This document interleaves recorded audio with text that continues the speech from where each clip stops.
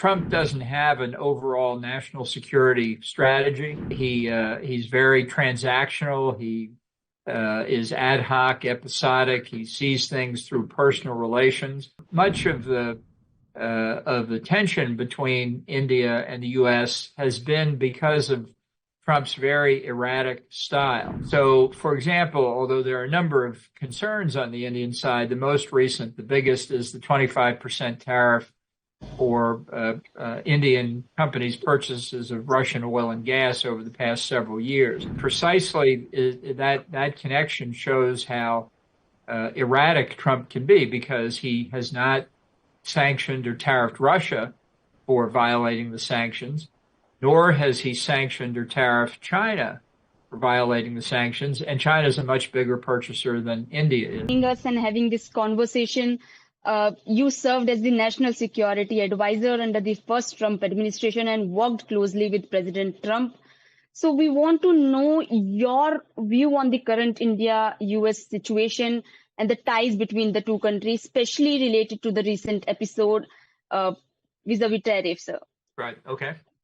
Because until recently, sir, we saw the relationship seemed stronger than ever, but then came President Trump's remarks and subsequent action, particularly on tariff, that created visible strains. Now, with both sides trying to ease tension and resume trade talks, that has been confirmed by President Trump himself. How do you assess where the relationship really stands, and what is the impact of this current situation that has happened between the two countries? Well, I think it's important to distinguish between long-term interest between India and Washington and what happens day to day in the Trump administration. Trump doesn't have an overall national security strategy. He's very transactional. He is ad hoc, episodic. He sees things through personal relations. And I think much of the tension between India and the U.S. has been because of Trump's very erratic style. So, for example, although there are a number of concerns on the Indian side, the most recent, the biggest, is the 25% tariff for Indian companies' purchases of Russian oil and gas over the past several years. This is not part of the normal trade conversation. And it's part of Trump's approach to Russia's unprovoked aggression in Ukraine. But precisely that connection shows how erratic Trump can be, because he has not sanctioned or tariffed Russia for violating the sanctions, nor has he sanctioned or tariffed China for violating the sanctions, and China is a much bigger purchaser than India is. And there are many other purchasers, Turkey, Pakistan, and others. So in India, when people say, well, what is the relationship between the U.S. and India, and what does this latest Trump move mean? I would say the relationship's still the same. It's just now we've got to deal with this move by Trump that took everybody by surprise. The issue of how to put pressure on Russia, how to cut Russian revenues that are financing the war in Ukraine, is an important ongoing issue. Why that results in India becoming collateral damage is a different question. So I know this is frustrating in India. If I were in Indian shoes, I'd probably be frustrated too.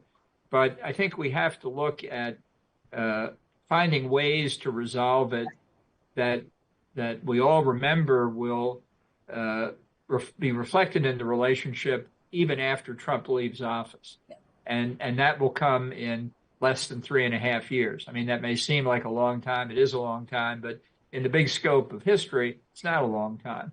So that's a long answer to a straightforward question, but I just think, as frustrating as it may be, I think the government of India should look at Trump as a one-time proposition and deal with it and take whatever steps they believe are in India's national interest, but to understand it as peculiar to Trump and not reflecting some larger American view.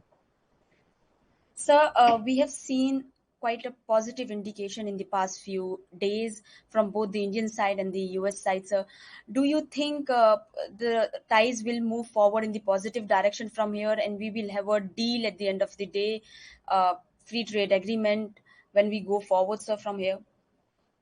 Right. Well, I think where the negotiations are going to start is on the other part of the 50% tariff, the 25% that was imposed unilaterally by Trump. Now, my understanding is that Indian negotiators and U.S. negotiators felt that they had been close to reaching an agreement, and that the Indian side was surprised when Trump just sort of out of nowhere said 25%. And again, I can understand the feeling, but it seems to me that the two sides are not that far apart, that continued negotiations will lead to agreement, and that I hope to try and look for the silver lining in this cloud, that it also then leads to further discussions, not about tariff levels, but about how to eliminate the tariffs and how to open up markets in both countries, because I think closer economic cooperation is in both countries' interest.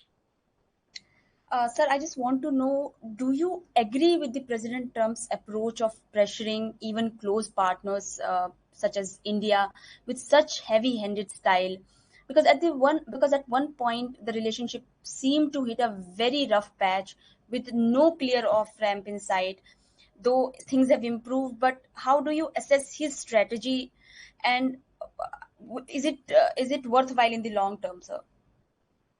Well, I wouldn't call it a strategy. I mean, I think he believes, based on his real estate career in Manhattan, that if you take a maximalist position, that you can do that, and it doesn't have any transaction cost. It doesn't affect anybody, and then you can reach a deal and everybody's happy. And I don't think he appreciates, in the international context, that's not the way most people behave.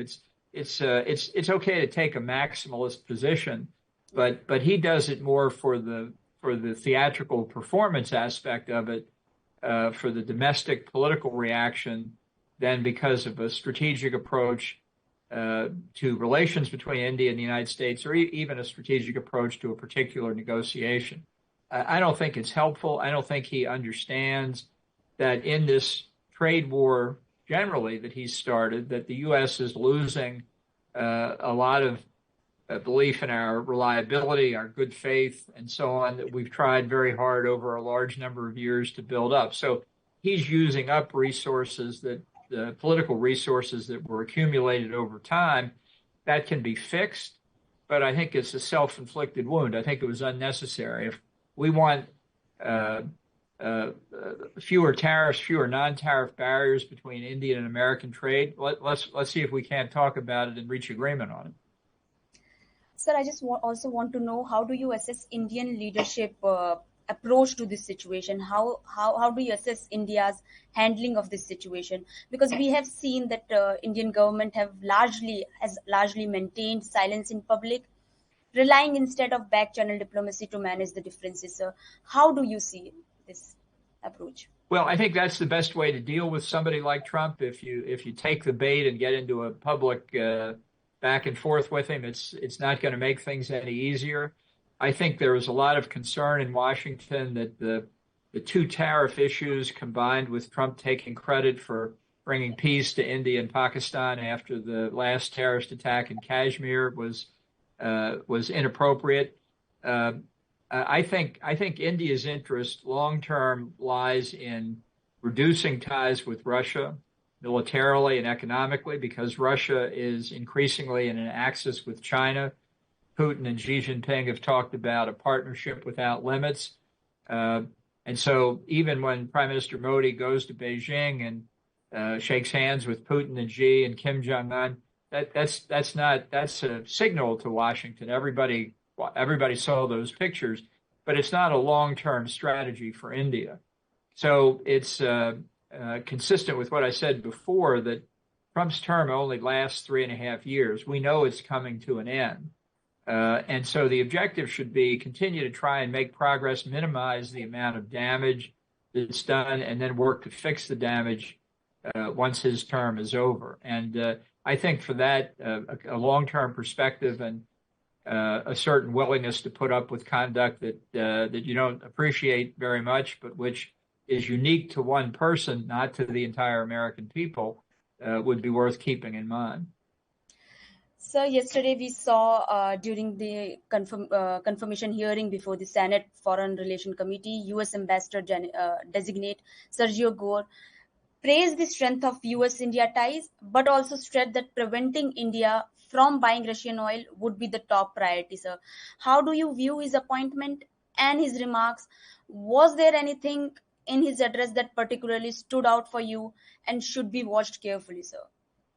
Well, I don't think he's qualified to be U.S. ambassador to India. I think this issue, when we look at the purchases of Russian oil, India and a number of other countries took advantage of an inconsistency in the sanctions themselves. The objective was reduce Russian revenues that could fund the war in Ukraine, but not reduce the Russian sale of oil on global markets in a way that would increase prices to consumers in Europe and the United States. And that obviously creates, with a price cap, that obviously creates the possibility of arbitrage to buy from the Russians at the below the cap price and then sell it internationally at market prices. So I think many would argue that there was not even a technical violation of the sanctions, and people can talk about that. But here's what the fundamental objective should be: we don't want to fuel the Russian war machine, and so in that case, what two close friends ought to do is say, look, we would like you to buy oil somewhere else. Now let's find a way to transition away from Russian oil and not just say we're going to hit the entire Indian economy, not just the people who are purchasing the oil, but the entire Indian economy with an across-the-board 25% tariff. So my last question would be about the Peter Navarro, the close aide of President Trump.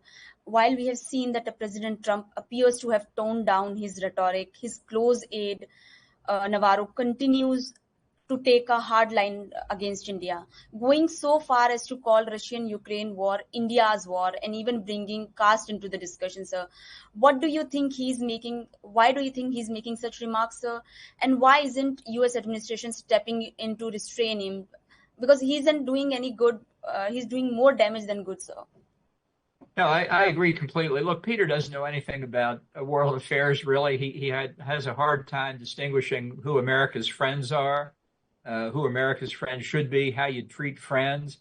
I like to say back from the first term, if you left Peter in a room alone for about an hour and came back, he'd be arguing with himself. So, it's not the best form of